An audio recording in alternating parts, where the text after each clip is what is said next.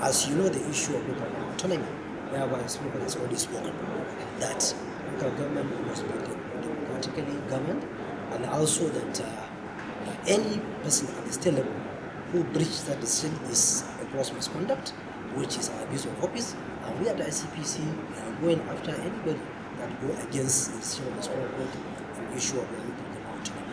Thank you. Welcome to Transparency Files, ICPC's weekly television program. I am your host, Murna Barnabas Atiai.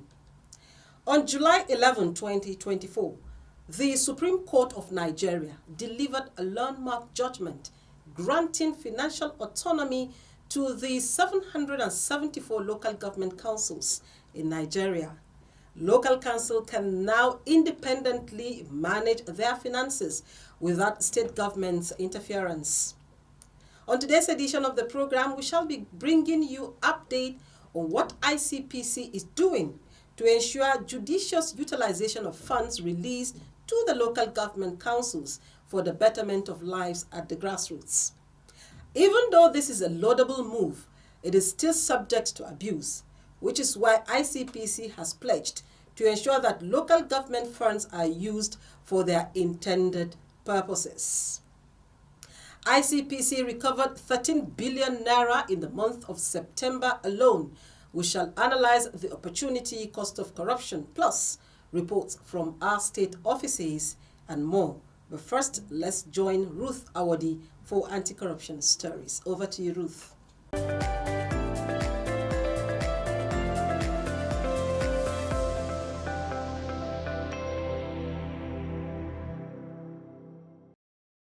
Welcome to this segment on anti-corruption stories. I am Ruth Awadi.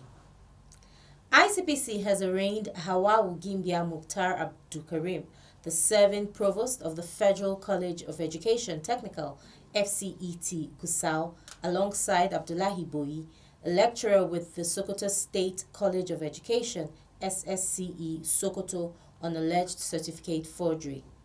The duo were arraigned on a 6-count charge before Honorable Justice Muhammad Aliyu Sambo at the Sokoto State High Court. ICPC accused the two defendants of forging an appointment letter and subsequent use of same for application for the position of provost at the Federal College of Education Technical, Gusau, Zamfara State.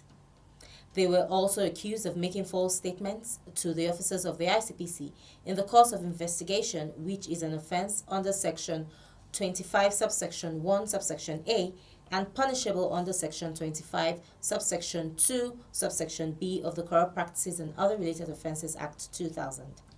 Both defendants, however, pleaded not guilty to all 6 charges when read to them by the court's registrar. Counsel for the defendants, Dr. Muhammad Mansur Aliyu and Mr. M.S. Diri SAN respectively, moved for applications for bail on behalf of their clients. They requested the court to consider reasonable terms for bail, citing the defendants' established positions and cooperation during the investigation. Counsel to ICPC, Mr. Suleiman Ahmad, did not oppose the bail applications. Honorable Justice Sambo, after considering the applications, granted bail under specific conditions designed to ensure the defendants' continued presence throughout the trial proceedings. The bail conditions require each defendant to provide 2 sureties who are permanent residents of Sokoto State, with each surety signing a bond of 1 million naira. Following the granting of bail, the ICPC prosecutor requested a date for trial to commence, emphasizing the Commission's preparedness to present witnesses and evidence in support of the charges.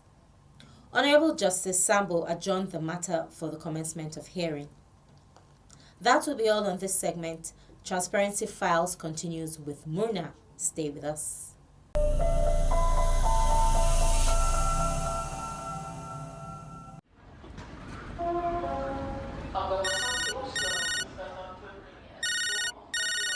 Hello, P. Have you done it? Yes, sir. The funds have been transferred to your offshore account. But, sir, It won't be long before the minister is informed that money was moved. I know. I'm already at the airport. You know I can't afford to let that money be returned to the treasury account. I was the one that pulled off the deal and I padded it to take care of myself. If not that the minister is being wicked, shebi na where man go work, ain't go job. Very correct, sir. I've instructed the lawyer to use the offshore company accounts to acquire foreign assets as directed by you, sir. This girl, your head is correct. Oh yeah, use the money in the safe to keep the office running. And take something for your fuel too. I don't want any issues when I'm back, oh. Oga, thank you so much. I appreciate how you bless me, sir. Come off it, Jerry. Let me board. I will call you when I land. Hello there. I'm flying to Fox Island. Where is the first class priority decks? Good evening, sir. Please, can I have your passport and your ticket? You are taking too long now. This is why I paid for priority. Don't let me miss my flight, though. Just a minute, sir. Let me clarify something with my supervisor. I'm sorry, sir. These men have asked to speak to you for a few minutes. Which men? For what? My friend, if I miss that flight, I will sue this airline. I don't have time. Sir, please step this way. You don't have to make things difficult. What do you mean? Do you know who I am? Mr. Man, if you touch me, I will slap you, and then you will lose your job. Fine. You are under arrest on suspicion of money laundering and fraud. You have a right to remain silent. Anything you say or do may and will be used against you in the court of law. Oga, what? Put that What for exactly him. are you? Yes. If those costs to... Excuse me, madam, are you are watching?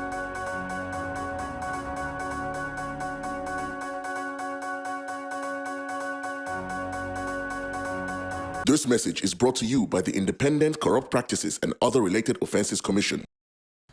If you're just tuning in, this is Transparency Files. In communities across Nigeria, the local government councils are the closest to the people, playing a vital role in grassroots development and enhancing democratic dividends decentralization. Corrupt practices can be perpetrated in the local government councils in various forms, from inflated project costs to phantom projects that never see the light of day. Lack of oversight and transparency also fuel public distrust. Let's listen to the country representative of budget, Mr. Gabriel Okeo, as he speaks with Transparency Files on the reality of local government funds, projects, and its execution in Nigeria. Let's take a listen. Even before the ruling on local government autonomy as an organization, even with the knowledge and with the fact that local government system is really not there, we have taken it as a mandate upon ourselves to keep empowering citizens with information, because information is power, right? So one of the things we have done over the last 5 years is that for every month, every revenue that local government send to all the 774 local governments in Nigeria, we created a system that ensures that citizens are aware of how much that is coming to the local government. Let's start from somewhere. Let's start from awareness, right? Gradually, we can then move to them being empowered to be able to hold their local government accountable the same way we can hold state governors and the people in the executive accountable today. So those are part of what we have done, and we have system diverse ways of ensuring that we pass that information across. Partnering with ICPC give a lot of credence to our work, give a lot of power to our work, because by virtue of who we are, as a civil society organization, the most we can do is to call out situation, is to maybe beam attention on any ugly situation that we have. But when institutions like ICPC then put their own prosecuting power and other power that they have within their mandates behind the work that some of us does, right, it then makes it easier. So if I look at that, particularly in this era of local government autonomy, I would believe that ICPC has a lot of work to do, right? A lot of work to do, starting from the fact that let's take politics in Nigeria for what politics is. The first thing that comes to the mind of everybody when they have a political office is what can they take for themselves. right? And we must approach it that way.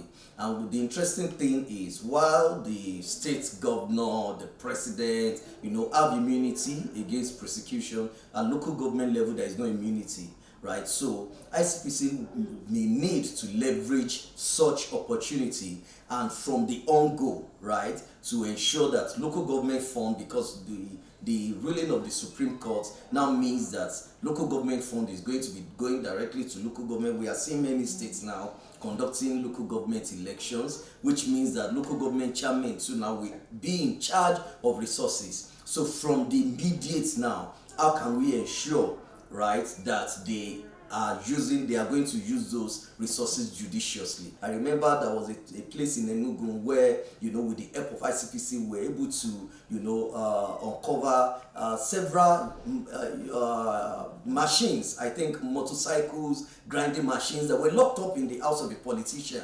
Now, these are things that have been bought with public resources for the public, for the people, but they were locked up, right? Saving them for possibly when it will be a campaign period, and then they can use it as a bargain to get people to support them. But with the help of ICPC, such was released. There was also a case, I think, in Ogun State, where there were numbers of ambulances. You can imagine, of all the things that a politician will want to hoard, will want to keep away from the people that is serving. Ambulances can be a saving grace between a life that can be lost and a life that can be saved.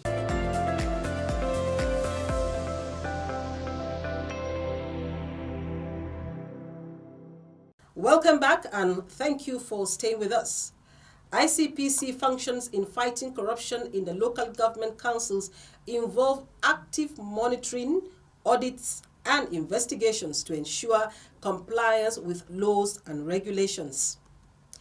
Mr. Demola Bakari, FSI, spokesperson of the Commission, discusses the role of ICPC in monitoring the use of local government funds. Let's take a listen. ICPC is preparing very well. Huge amount of money will be going to that, tier of government.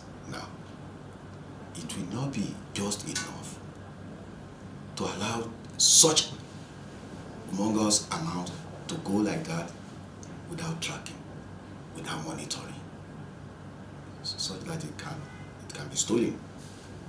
But that can be prevented, and ICPC is prepared to do that way. But it will not be just be the policeman of the world. Will not just be enough to precede that as being planned in-house. To precede that will be serious community engagement with that level, sensitizing the community and other stakeholders at that level of their role to ensure good governance.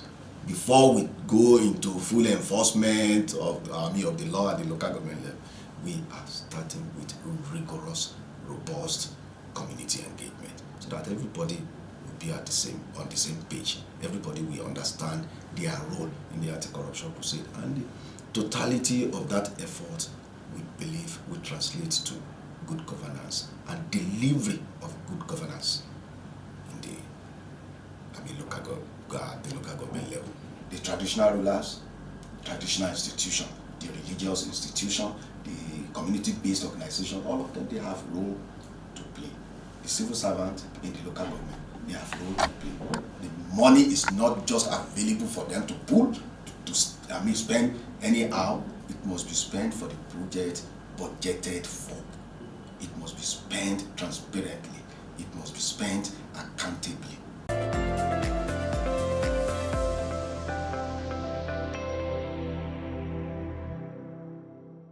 At a recent event, the ICPC chairman, Dr. Musa Adamu Aliu, SAN, declared the Commission's commitment to monitor local government funds through the autonomy ruling by the Supreme Court. Let's take a listen. As you know, the issue of local autonomy, whereby Speaker has already spoken, that local government must be democratically governed, and also that any person at the state level who breaches that decision is a gross misconduct, which is an abuse of office, and we at the ICPC are going after anybody that go against the decision of the Supreme Court on the issue of local government autonomy.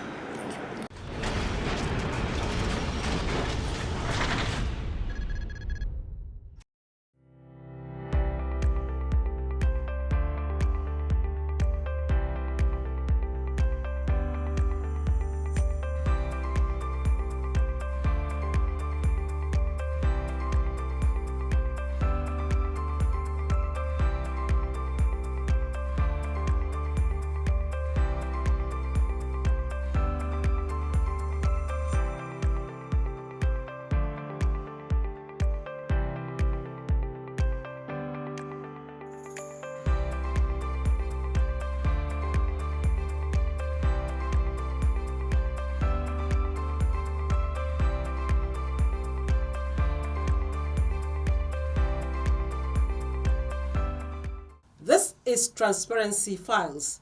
Let's dive into a critical aspect of corruption, its opportunity cost. ICPC has recovered 13 billion naira in the month of September alone. Imagine what these funds can do in the health, education and water sectors of our economy.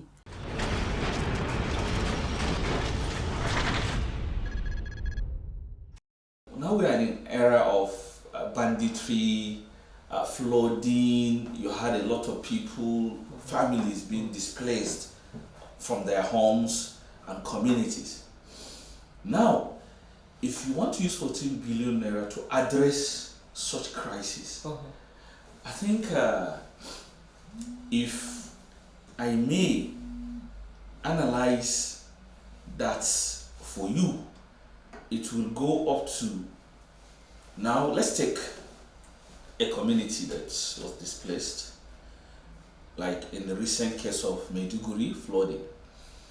I believe that is the one that is much current this year that we had witnessed. But before that, we had issues of banditry across the northwest, largely, even some part of north central and the likes. So if you now want to distribute that 14 billion naira across these regions to provide shelter for those families that are displaced, it could give you a block of 4 units that can take average of 40 families. For what I mean, 44 families of average of maybe 10, size of 10, father, mother, and children and other dependencies, maybe let's say average of 10 per family, because you're talking about rural communities. It's not the cities that where you have a family of maximum of 5, father, mother, maybe 3 kids maximum. There we have quite a large number of the family size. So now you have a block that can take 4 families. Each family have average of 10. That's 40 human beings. Now each block can go to an average of 130, 135 million. When you divide that into 4, a unit per family, maybe. I'm talking about standard construction with blocks. Each compound family fenced, they have privacy to themselves. They have their kitchen, they have their toilet, well built, finished with ceiling, with aluminum windows and doors and everything painted, just like where you can live. That's standard. But still, with average of 33 million, you can achieve that unit. And that unit is 3 bedrooms per each family. So imagine now. So with 14 billion naira at average of 33, and then that can give you such houses, about 420 units. And 420, this is now talking about as at today, 2024.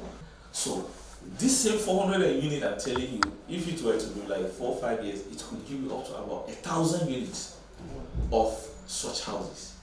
And 1,000 units times 10, now you're talking about what number of people that you can accommodate. I am a Nigerian, a highly cultured race. My culture abhors corruption, and with my integrity, a new Nigeria is possible. I say no to corruption today to build a future for my children. Join me and imbibe the culture of integrity to build a Nigeria of our dreams.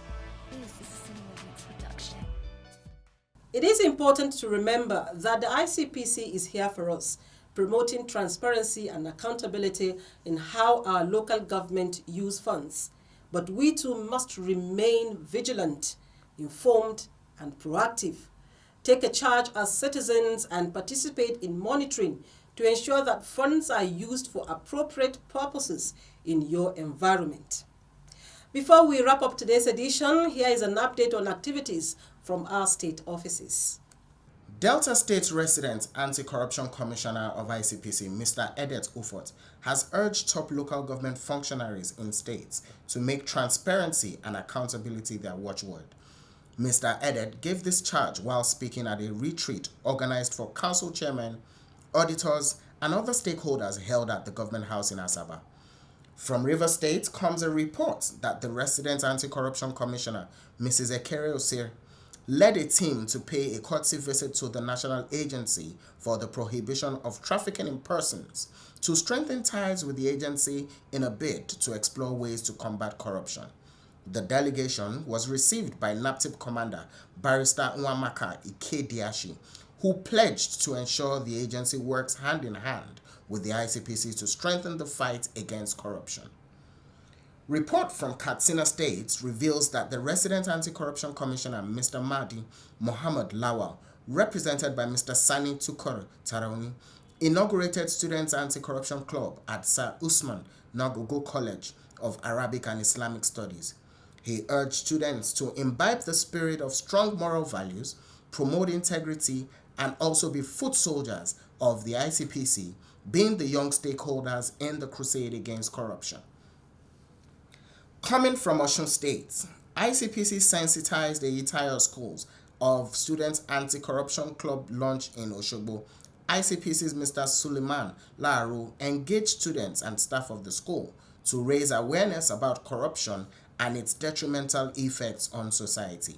He emphasized that the forthcoming launch of the Student Anti-Corruption Club is anticipated to provide the school with a structured platform for promoting anti-corruption values. And from Uyo, Mrs. Hope Wobo inaugurated new anti-corruption club excos and sensitized all the club members on the mission, vision, and the mandate of ICPC. She encouraged the club members to uphold good conduct, high moral standards, and also see themselves as role models worthy of emulation by other students.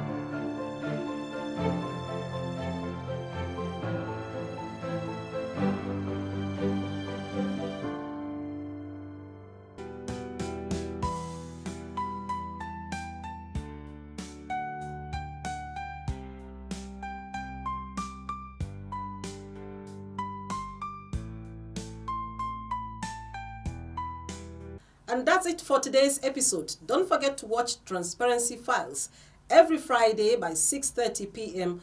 on the NTA Network and International. Join us again next week for another insightful edition. Remember, a life of integrity is a life of freedom. Until then, bye for now. I am Murna Barnabas Atiai.